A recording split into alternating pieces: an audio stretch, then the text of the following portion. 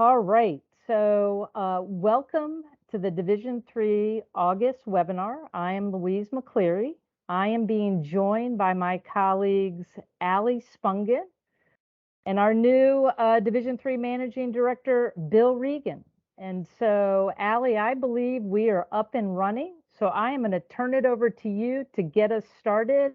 I am Allie Spungen, Associate Director of Division III. Today, I am joined by Bill Regan, our new Managing Director, and Louise McCleary. These are our August webinar update. You'll hear about SAAC, management, and President's Council recaps.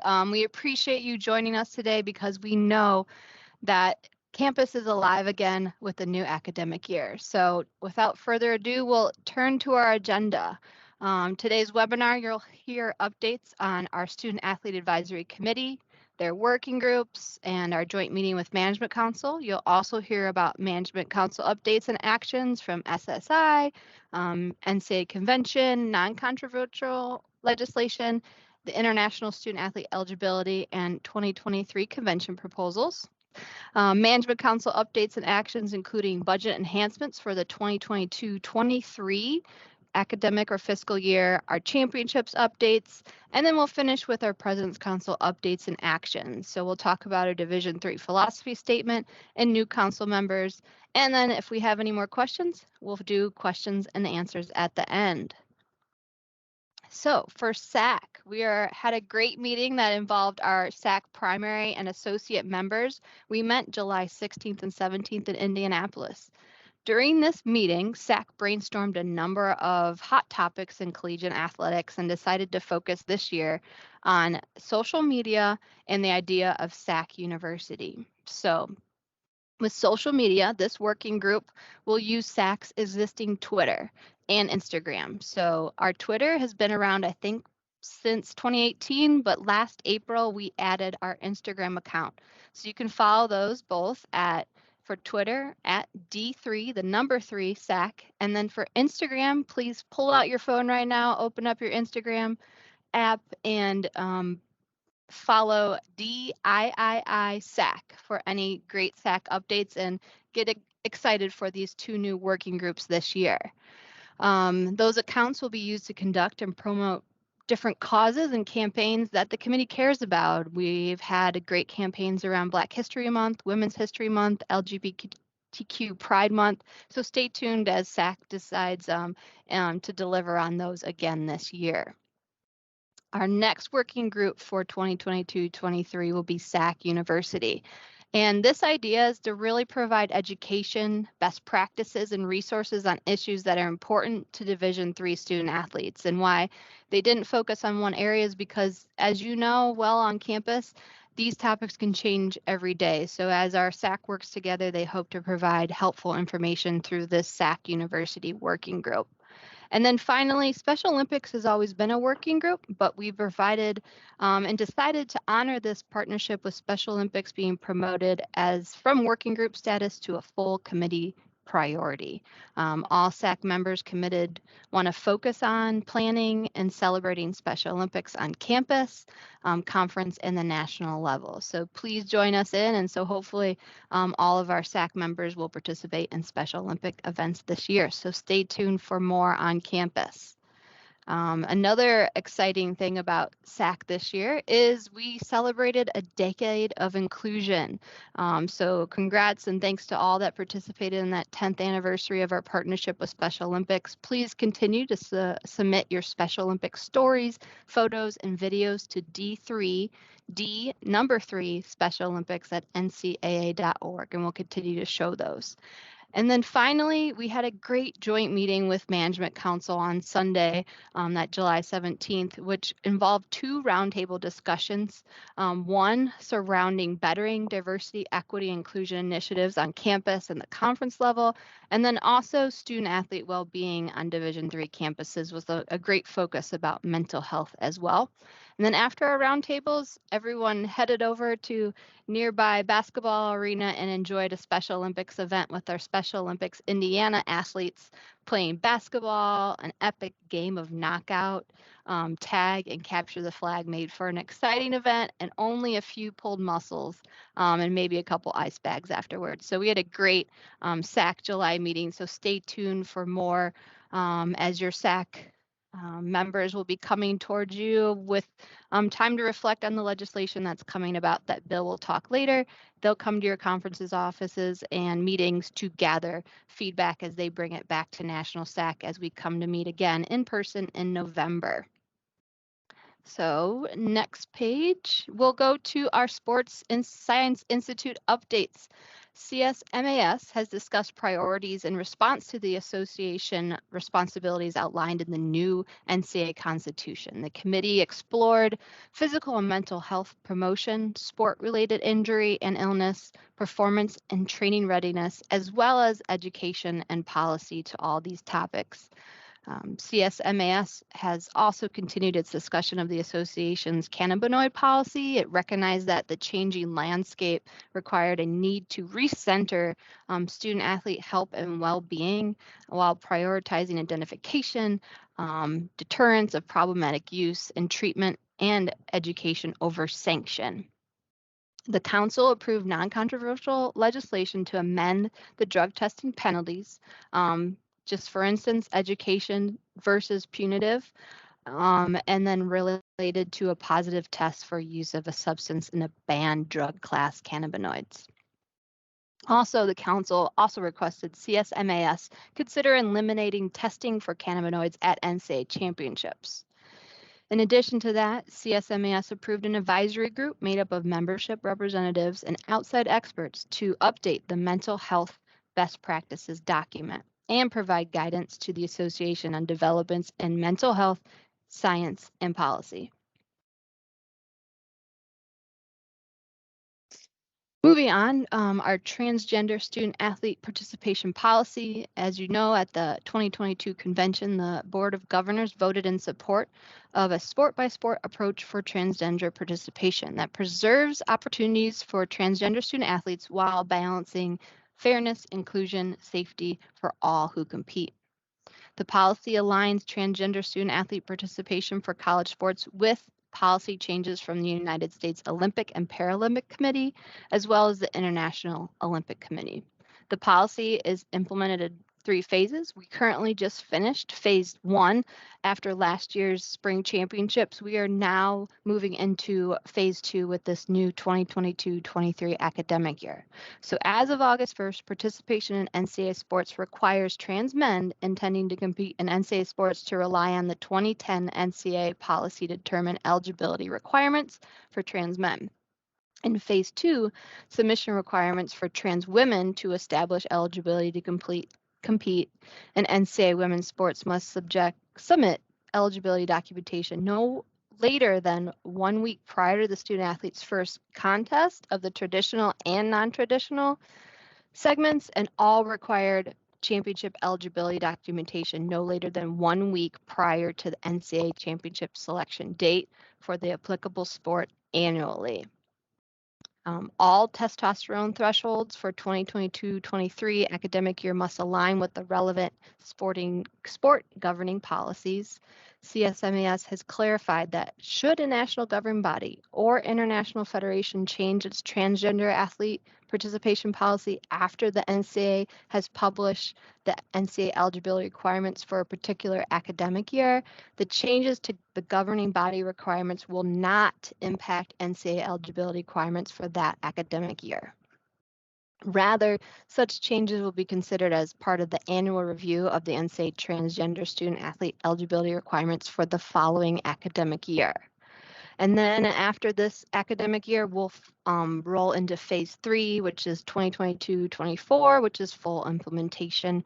And beginning August 1st, 2023, participation in NCAA sports required transgender student athletes to provide documentation that meets the sport-specific standards submitted twice annually, once at the beginning of the competitive season, and then second at 6 months following for 1 year.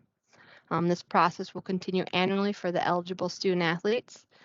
And for participation in NCAA championships, transgender athletes must additionally provide documentation of testosterone levels to the CSMAS with laboratory work completed within 4 weeks of the championship selections.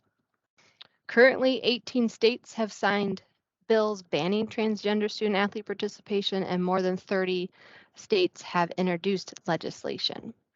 Thanks, Allie. Thanks, Luis. Yes, I'm Bill Reagan.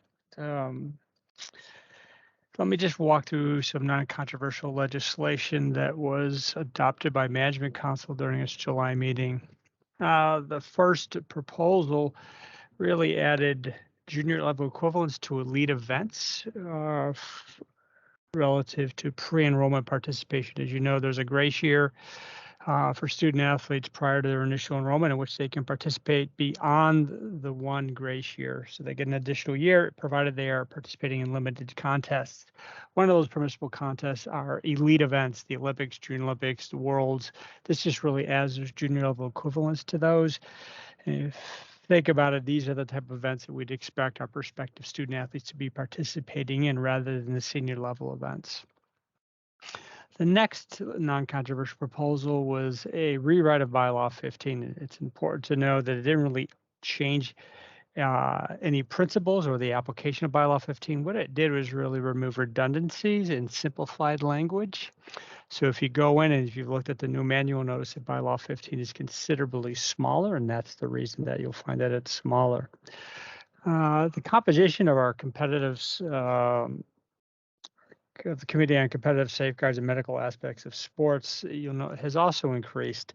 What was added is they added some expertise in areas that they believe are really important moving forward.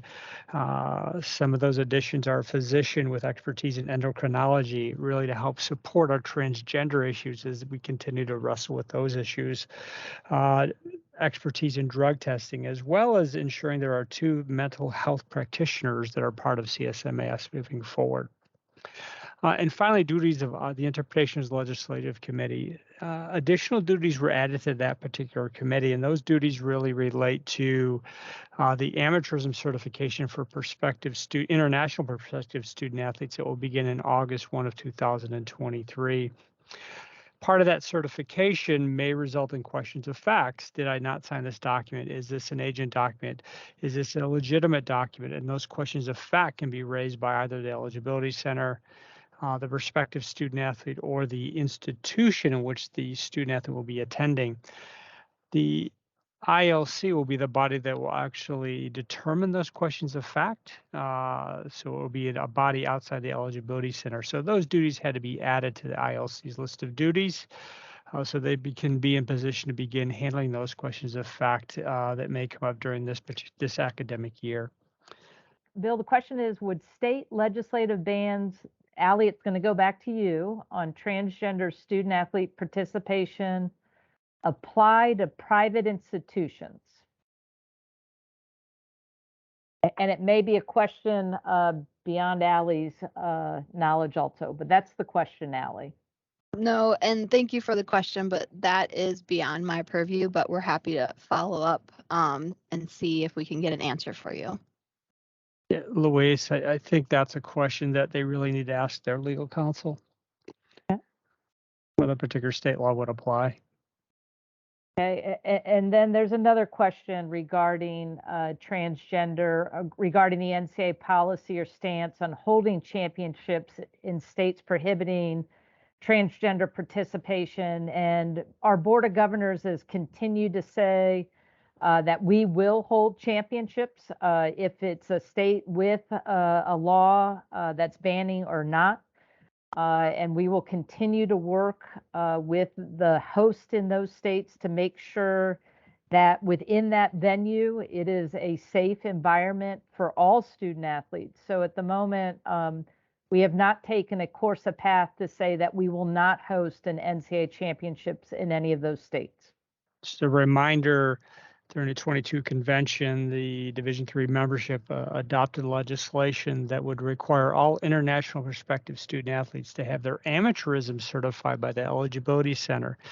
This takes effect for those prospective student athletes who are initially enrolling at a Division III institution beginning August 1, 2023. The July Management Council took 2 steps to begin to prepare for this process. I already talked about one of those about adding duties to the Interpretations Legislation Committee's list of responsibilities to help when there are questions of fact relative to the amateurism certification. The other was to issue an official interpretation that you will now find available on LSDBI that really clarifies which student athletes is this applying to. So who are those prospective student athletes that this would apply to? And it is applying to any Division III prospective student athlete who's initially enrolling at a Division III institution for the first time as of August 1, 2023. This would also include your male practice players and any exchange students if they're initially enrolling August 1, 2023. The other thing I would remind you of is that the Eligibility Center is hosting a list of webinars as well as issuing newsletters that are really helpful to get you prepared for this process. A couple key dates. Beginning in September, you'll be able to see your prospective student athletes, say, who are international prospective student athletes, will begin to be able to register with the Eligibility Center to begin to create an account, begin sending their documents to the Eligibility Center. And you can expect that you'll be able to get final certifications for those prospective student athletes whose files are complete, issued as early as April. So the sooner these international prospective student athletes get registered, submit their documents, the sooner you'll be able to get a final certification. Also identify if there's any potential issues with their amateurism certification. It's hard to believe we're already talking about the 23 convention, but we are. So some key dates for you to keep in mind. This year, the in-person convention will be hosted in San Antonio, January 11th through the 14th. You'll begin to be able to register, you can see on the screen, September 13th. And we want to give you a couple key dates to keep in mind when it comes to programming. First, the honor celebration on Wednesday, January 11th. Thursday, January 12th. This is when we'll have those association-wide educational sessions, Special Olympic activity, Women of the Year luncheon, delegates reception in the state of college sports. That Friday will be the issues forum, and really encourage you to attend this year's issues forum. There are a lot of legislative proposals, some of which are very similar, and that will be a really important session to kind of understand any final questions you may have about those proposals. We also have the conference meeting, the Saluting Excellence luncheon, and the Division III LGBTQ of the Year award celebration. And finally, our business session, which will be on that Saturday. So we do have a number of proposals. There are 7 proposals coming through the governance structure. One of those proposals would adjust the composition and the representation for the committees as well as for the 2 councils. A couple key items to keep in mind with that relative to that proposal, without going into a lot of detail. Representation of the President's Council and Management Council. There'll be a representative from every multi-sport conference on one of those 2 councils. Also provide greater consistency in size and regional representation on the councils and committees. It will expand the athletic administrators as well as other individuals who could serve on within the governance structure. And finally, it will provide the SAAC ensure that SAAC members are on all the committees, on all the committees, in which maybe a SAAC member does not currently is part of. The other proposal is to eliminate the institutional and conference self-study guides. So just to eliminate the once in 5-year requirement. The next proposal would require that any institution that is applying for membership for Division III has a bona fide offer from a multi-sport conference before it can begin the process. There'll also be a proposal to provide our student athletes with a vote at the Division III business session. Another proposal would modify the playing and practice seasons for all sports. So it would provide greater flexibility, as provide within the playing season, as well as provide some greater access outside the playing season for all sports. Also begin to deregulate the use of social media in recruiting. It would allow for prospective student athletes after January 1 of their senior year who've deposited with an institution for that institution not to be restricted in the terms of public communication it can have with a prospective student athlete. It would also remove any restrictions relative to publicity surrounding official visit, provided those conditions are met. And the final proposal would be to recognize stunt as an emerging sport for women. Okay, and finally, we've got our membership. We move to our membership proposals. There are 5 of those proposals. One is to increase the composition of the nominating committee and to create regions, 10 regions, and ensure there's a representative from each one of those 10 regions on the nominating committee. There's a proposal to change the representation on President's Council and Management Council. That would ensure representation for all multi-sport conferences, but an even number on both membership and President's Council, and that those positions would alternate. So a member that was on President's Council, after their term, they would move to Management Council and vice versa, ensuring a conference always had representation at the President's or Management Council. Another would provide acclimatization for all 4 sports other than football. As you know, football already has an acclimatization period, but this would create a similar period for all fall sports. There's another proposal for winter sports to create a combination of weeks and days to provide greater flexibility and greater access outside the playing season. And the final proposal is to create a practice and playing season that would be based on non-consecutive days, similar to the 114, 144 day model we had when we provided relief due to COVID. As I cover the last few remaining slides, what you see regarding the Division III budget, Strategic Planning and Finance did forward some really significant budget enhancements for the 22-23 year. This is off of our normal budget cycle. However, with the adoption of the new Constitution, also, our President's Council has been focused on spending down the amount of excess beyond our annual mandated reserve. They wanted to make sure that they saw some budget enhancements from Strategic Planning and Finance. So the very first thing that all of our institutions will see for next year is about $3 million in new championship enhancements. And you see some of the items listed there on the slide. It's some sport-specific bracket increases. We heard very clearly from the membership a need for a day of rest in select sports. And that's really will apply to almost all of our team sports. Some team sports already have that built-in day off, and that will be between the semifinals and the national championship. While we pay for ground transportation, if you're driving within the established mile radius to go to your opponent, we've always reimbursed that. But what we haven't reimbursed in the past is when you fly to a site and then you have to rent a van or a bus. Starting next year, that will be reimbursed. We also have heard from the membership this desire not to face a conference opponent in the first round. That will be implemented. And then there'll be per diem increases, not only for the travelers, but also for host per diems that we believe will be beneficial as inflation continues to hit some recent all-time highs. We also used to call it our non-championships, and Strategic Planning and Finance said, let's see if we can find a better name to brand really all of those programs and resources beyond our championships. And so we're now going to call it our Enrichment Fund. We were able to add about $1 million to that. One of the biggest areas is we're able to give the conference grant program that supports all 430 plus institutions and our conference offices with new funding dollars to support diversity, equity, inclusion, which is one of our strategic priorities.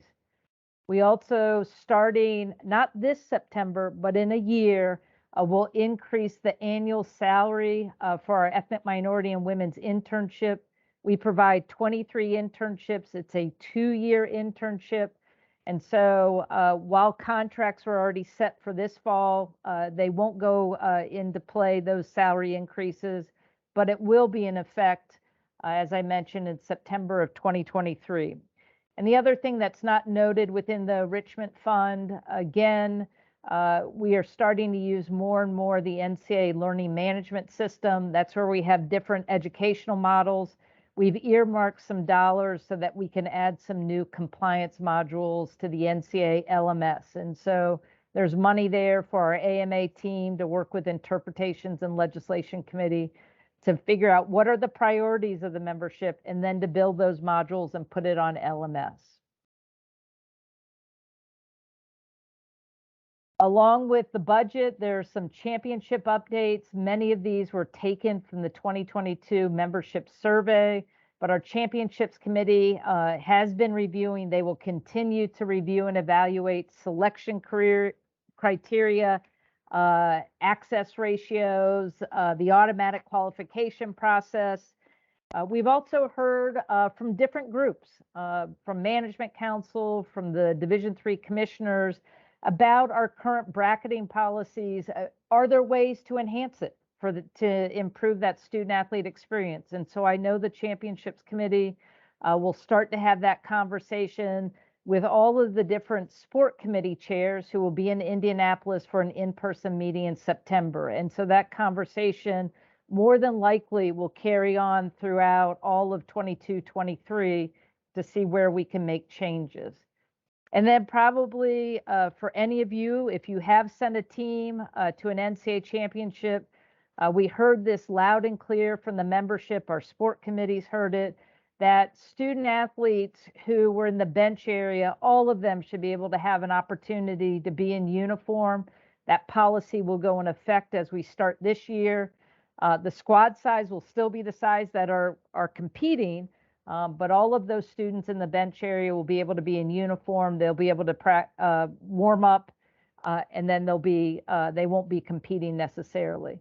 The championships committee, though, with input just recently from the sport committees, have determined that we'll maintain the current bench size limits. So I think that's a change that was recently approved by Management Council at the recommendation of the championships committee that will be welcomed by the membership. And then if I move to our last slide, not only did Management Council have their meetings, but President's Council met, as well as our President's Advisory Group. And our President's Advisory Group is a president or chancellor from all 44 of our conferences. We're about to grow to 45 Division III conferences.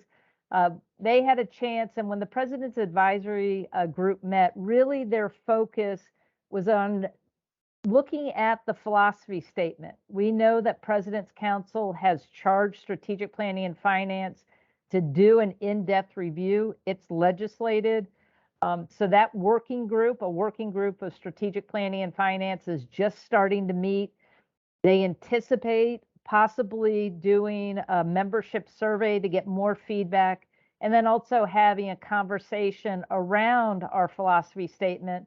Does it need to change? Is it still accurate? And if it does need to change, what changes need to be made to have that initial conversation with the broader membership during the 2023 NCAA convention? And then Bill's already gone over the legislative proposals, but you see then again on the screen that President's Council identified 3 governance proposals as presidential in nature. And again, the first one is for institutions that might be entering our new member process. That's the provisional reclassifying process, that they would need to have an offer from a multi-sport conference. The other is the council and committee composition and representation proposal. And then the last one, our President's Council thought it was very important for National SAAC to be able to have a vote at our business session moving forward. And so they've earmarked that governance proposal as presidential in nature as well. And then the last thing I'll note is our council elected 2 new members. They are happy to welcome President Lapidus from Fitchburg State, as well as President Lee from Waynesburg. And so those 2 appointments were effective immediately. So those 2 presidents will be at the in-person October meeting. And so it's been a busy couple of weeks with Management Council and President's Council, as well as an opportunity to say thanks to everyone who has served on the Advisory Council. And so with that, that ends our webinar. So we know it's a busy time. All of you are starting to get ready for another academic year. May this year be one of the smoother ones based on the pandemic the past 2 years. So we wish you all the best. And if we can do anything, please don't hesitate to reach out to us. So thanks so much for joining, and hopefully we'll see you in September. Bye-bye.